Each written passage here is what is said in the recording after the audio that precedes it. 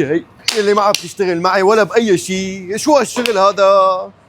ألف مرة قلنا له جيبوا لنا مقشة جديدة وكريك جديد، جيبوا لنا مقشة جديدة وكريك جديد، ما كانوا يجيبوا لنا اياه. شو اعمل بحالي؟ اقتل حالي، اكل سنفيران، ما عم بتقنص مني. ماشي، ليش عم تنتف حالك؟ اشتكي للمدير او لصاحب المطعم يجيبوا لك. شلون بدي اشتكي؟ مديرك.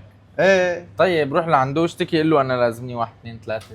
والله فكرة. ايه لك اتصل فيه قاعد انا، عم تخبط وتفعس، شو استفدت؟ اتصل فيه انا اتصل. ومن راسي لراسه احسن. بالضبط يعني. لازم احكي مع المدير واقول له على كل شيء عم بيصيب المطعم.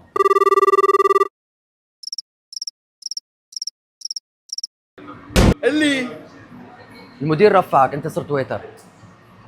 ويتا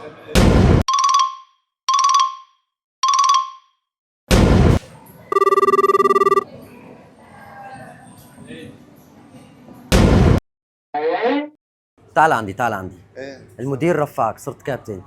والله عن جد. ايه صرت كابتن. الحمد لله رب بس في العالمين. سر، بس بدي اعرف ايش السبب هالترفيع هاد. طيبة القلب.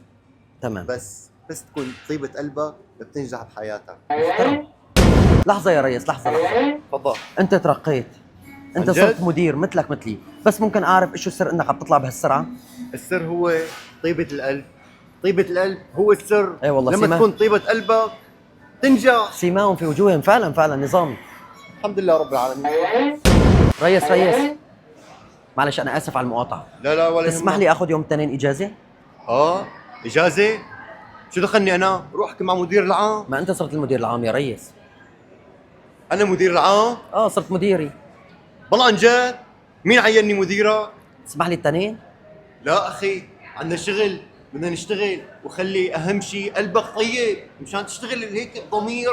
قلبك طيب، قلبه طيب، اذا ما كان قلبه طيب ما بينجح.